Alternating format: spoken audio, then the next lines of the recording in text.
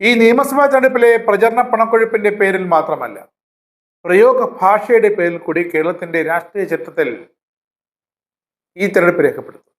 ആദ്യമേ പറയട്ടെ, കരിമീൻ കഴിക്കാൻ കിട്ടിയില്ലെങ്കിൽ പാർട്ടി കീഴ്ഘടകത്തോട് കോപിക്കുന്ന, അതിസാധാരണക്കാരെ അകറ്റി നിർത്തുന്ന, തന്റെ ഈഗോയെ തൃപ്തിപ്പെടുത്താൻ ആരോടും കൊമ്പ് കേർക്കാൻ ഒരുങ്ങുന്ന, കമ്മ്യൂണിസ്റ്റ് ആശയങ്ങളിൽ നിന്നും വ്യതിചലനം വന്നുകൊണ്ടിരിക്കുന്ന ഇടതു നേതാക്കൾ അങ്ങനെ തങ്ങളുടെ വിശ്വരൂപം കാട്ടുകയാണ്. ഇപ്പോൾ അടിമകളും അടിയാന്മാരുമായ ജനം, വോട്ടർമാർ എല്ലാം സഹിക്കുകയും കഴിയുമെങ്കിൽ അപമാനിതരാകുമ്പോഴും കൈയടിക്കുകയും വേണമെന്നത് പാർട്ടിയുടെ നിർബന്ധമാണ്.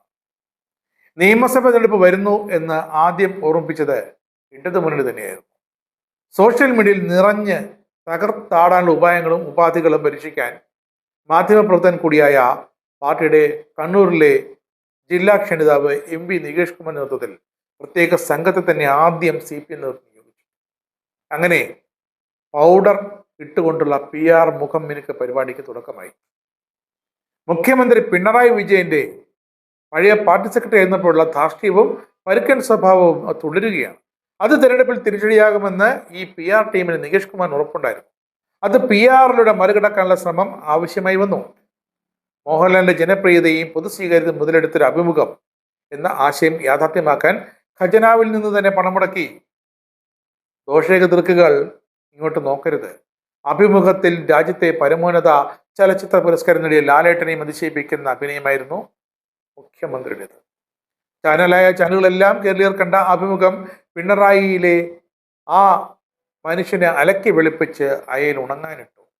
ഇത്രയും നല്ലവനായ ഒരാളെയാണല്ലോ നമ്മൾ ഇത്രയും നാൾ വെറുതെ തെറ്റിദ്ധരിച്ചതെന്ന് എല്ലാവരും മൂക്കിൽ കൈവച്ച് പശ്ചാത്തലം. എന്നാൽ സ്ഥാനാർത്ഥി നിർണയം പൊട്ടിത്തെറിലെത്തി മുതിർന്ന നേതാക്കളായ G സുധാകരനും ഗോവിന്ദനുമൊക്കെ പാർട്ടിയിൽ നിന്നും പുറത്തു പോയപ്പോൾ അതാ പുറത്തു വരുന്നു പിണറായിക്കുള്ളിലെ അന്യൻ. സുധാകരൻ പാർട്ടിയുടെ ശത്രുവെന്നല്ല, ചെറ്റത്തരം കാട്ടുന്നുവെന്നായിരുന്നു പിണറായിയുടെ ആവാമൊഴി. ചെറ്റത്തരം എന്നാൽ ചെറ്റക്കുടിയിൽ താമസിക്കുന്നവരുടെ നിലവാരം എന്നാണ് അർത്ഥം. പിണറായിയുടെയും ക്യാപ്സൽ വിഴുങ്ങികളുടെയും നിഘണ്ടുവിൽ അതിന് മറ്റർത്ഥങ്ങൾ ഉണ്ടായിരുന്നില്ല. അതിന് സുധാകരൻ നൽകിയ മറുപടി താൻ ചെറ്റക്കുടിയിൽ തന്നെയാണ് ജനിച്ചു വളർന്നു വന്നതെന്നാണ്.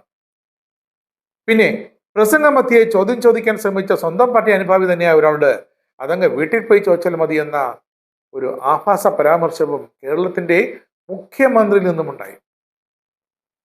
സാമാന്യ ഭാഷയിൽ പറഞ്ഞാൽ ഏവർക്കും മനസ്സിലാകും, പോയി നിന്റെ തന്തയോട് ചോദിക്കുന്നുണ്ട്. എന്നാൽ പ്രചരണത്തിന്റെ അവസാന ദിവസത്തിന് ഒരു ദിവസം മുമ്പ് തെലങ്കാന മുഖ്യമന്ത്രി രേവന്ത് റെഡ്ഡിക്കെതിരെ പിണറായി നടത്തിയ പദപ്രയോഗം അതെന്തായാലും സാമാന്യ മര്യാദയുടെയും സംസ്കാരത്തിന്റെയും സകല സീമകൾ ലംഘിക്കുന്ന എന്ന് പറയാതെ വയ്യ. ഡാഷ് മോനെ രേവന്ത എന്ന പിണറായിയുടെ സംബോധന അതൊരു പച്ചത്തെറിയാണ്. പക്ഷേ അങ്ങനെയാണെങ്കിലും അല്ലെങ്കിലും അത് വരുംകാലത്ത് പിണറായിക്ക് നേരെയും ആരെങ്കിലും എടുത്ത് പ്രയോഗിച്ചെന്ന് വരാം. രേവന്ത് റെഡ്ഡി പിണറായിക്ക് ഏറ്റവും പ്രിയപ്പെട്ട സംവിധായകനും എഴുത്തുകാരനുമായ രഞ്ജിത്തിന്റെ ഒരു മോഹൻലാൽ സംഭാഷണം കടമെടുത്ത് നീ പോമോനെ ദിനേശ എന്നത് നീ പോമോനെ വിജയ എന്നാക്കി പറഞ്ഞതാണ് പിണറായിയെ പ്രകോപിച്ചത്. പിണറായിക്ക് ഭരണത്തിൽ നിന്നും പുറത്തു പോകാൻ സമയമായി എന്ന് ഓർപ്പിച്ചുകൊണ്ടാണ് പോപ്പുലർ സിനിമാ സംഭാഷണം കൊണ്ട് രേവന്ത് റെഡ്ഡി അത് അവസാനിപ്പിച്ചത്. എന്നാൽ അത് സഹിഷ്ണുതയോടെ സ്വീകരിക്കാൻ PR കൊണ്ട് വിളിപ്പിച്ചു വെച്ച പിണറായി സത്യത്തിന് കഴിഞ്ഞില്ല. PR ടീമുകൾക്കും അത് ഒരു കടിയായി തോന്നി.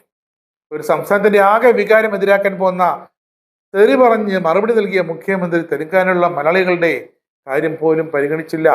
തന്റെ ഈഗോയെ തൃപ്തിപ്പെടുത്താൻ ആരോടും കൊമ്പ് കേർക്കുന്ന, കമ്മ്യൂണിസ്റ്റ് ആശയങ്ങളിൽ നിന്ന് വ്യതിചലനം പൂർത്തിയാക്കിയ ഇടതു നേതാക്കൾ അങ്ങനെ വിശ്വരൂപം കാട്ടിക്കൊണ്ടിരിക്കുകയാണ്.